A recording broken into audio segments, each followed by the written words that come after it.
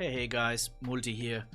Today I want to talk with you about the next phase of Season of Discovery. I think it's called Phase 5, where Blackwing Lair gets activated, and I think they are even bringing a new raid, if I'm not wrong, or is it already in the next phase? It doesn't matter that much, but because we talk today about my predictions, DPS Tier List, DPS rankings for Phase 5 of Season of Discovery. On the left side you can see here the current rankings, last 2 weeks, heat level 3 in Molten Core. On the right side you can see a empty tier list. I prepared a little bit for it, so let's hop over. And yeah, I try to make this video short. I just want to give a little bit of insight why I maybe think some things, but I also can say that will not change a lot. I will not put Arcane Mage on S tier and stuff like this.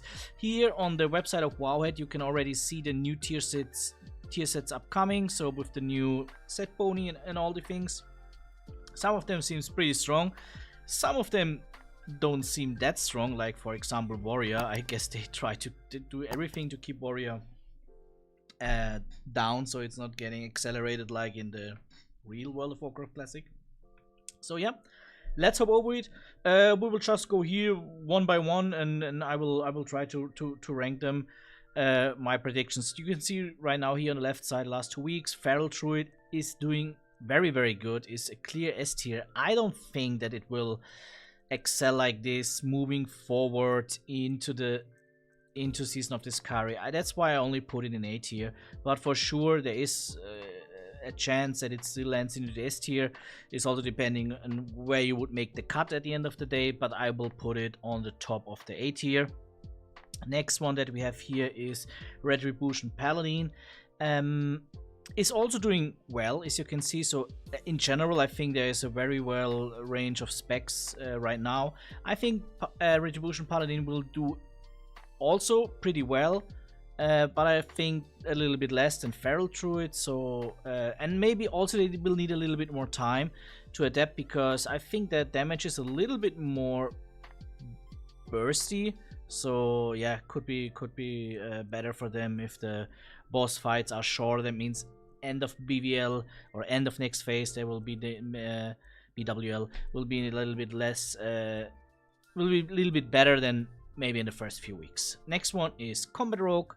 Combat Rogue is in the middle of the field. You could put it high B, low A. I think I go with low A at the moment. I try to keep it a little bit more positive, the list, the negative, so that's why I keep it in low A. Next one is Asa Rogue. Asa Rogue is here on the top of the charts, and also you know that it's pretty strong usually in Classic, so I think that will keep. Also the set pony sounded very strong. I think Asa Rogue will keep its spot in S tier, and maybe even it will keep his spot on the top of the charts. Next one is Sub Rogue. Sub Rogue is not doing that good. I think just C tier. Don't think about playing it. Next one is pretty interesting. Affliction Warlock. I think Warlock will do better and better now, and it will also get now a little bit accelerated. I don't know exactly on which point of strength we are. I have the feeling that we are already now in close to Naxxrama's level from the gear perspective. Like I said, close now, especially with the new T set coming up. So I think Affliction Warlock will be. Where is it right now? I mean, right now it's in the middle of the field. I think it will be a top A tier spec together with Feral, maybe around this area. So it's hard to guess, but yeah, I think maybe top of the A tier, with upside going even more into the S tier. Next one is Enhancement Shaman. You can see it here. It is in the middle of the pack, and I think that it will stay the same. So that you could argue about high B tier, low A tier is always a little bit, yeah, where you make here the cut. I would say where you make here the cut, or you make a very big A tier. Yeah, let us have it right now in the B tier. So moving forward, Shadow Priest is not doing well at all, and it will also move forward not doing well. I will put it like this.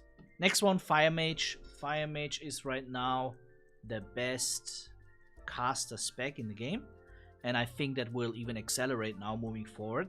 Like in Classic, I think they will get now better and better, and I think it could be already this tier where they land in the S tier.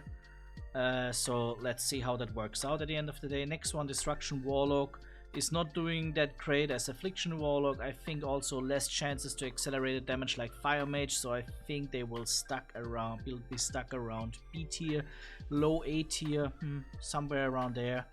Next one, Frost Mage. Frost Mage doesn't really get a boost like Fire Mage, so I think they will... I would have them right now low A tier. I think they will also land in the B tier, I have to be honest. Yeah. Beastmaster Hunter, we have 4 master specs only. Hunter specs, I only have here three pictures for Hunter, so let's see how we move that forward. Beastmaster Hunter, I think, will stay pretty bad. I would say the same about Arms Warrior, send help if you want to help him. Fury Warrior, another interesting topic, is already on the 2nd rank. It will not get that much help from the T-set, especially from the T-set Bony. But in general, I guess we all know what's going on with Warrior in Classic, and Blizzard is trying everything to prevent that happening, but I think they will stay in the S tier, and I guess also they could maybe make now the first spot into the game, but we will see that later on. Marksman Hunter is right now, I would say, an S tier spec, but I have the feeling that they could fall down into the higher A tier, so that maybe like but again, if you could also say that all the A tier specs are S tier, lower S tier. There's always a little bit depending on how we see it, but I think marksmanship will kind of keep his spot, but I think this tree will be better moving forward. Elemental Shaman is doing not that good, and I think that will not really change, I have to be honest. Same for Demo Warlock, just a bad spec. Arcane Mage also, I mean, it's the heal spec, I would say, so I don't know why we have to even put it, but let's do it. Survival Hunter is kind of the same, I would say, like with Marksman Hunter. One of these spec will be very good. On top of the AT, I would say. The other spec, I don't know, maybe falls a little bit down, but in general, I think they are both doing fine. And then last but not least, the Balanced, is it the last DPS spec? I think so. Is Balanced Druid. It is here in the lower end of the middle of the pack, and I guess that will be staying around the same, so maybe low B tier is fine. Then we would have the Melee Hunter. I don't have a logo for the Melee Hunter. I think that will be around B tier, I would say. So this is the list right now, my predictions for the next phase. Sure, it can a little bit change from the beginning of the phase to the end of the phase, where, you know, some specs are a little bit better on shorter fights. Other classes specs don't care so much about the length of a fight, depending on cooldowns and whatever. But in general, I think definitely that Mage will keep the spot as best caster, followed by Affliction Warlock. Rogue and Warrior will do, especially SR Rogue and Fury Warrior, will do very good moving forward into the game. Feral Druid as well with the Hunters, but I just put them here in A tier, but I hope nobody thinks like A tier is bad. A tier is pretty good if you see it here. You could argue about that all these specs here are S tier, or you could make it different, like where you make the cut, where you make here the cut, where's the S tier, where's the A tier. So just to make it clear, all of them are pretty good here. So yeah, this is my list. This is my final prediction for phase 5. Let's see in 2 or 3 weeks or 4 weeks how it plays around. 1 week is coming out, and yeah, I wish everybody good luck, a lot of fun. See you, bye bye.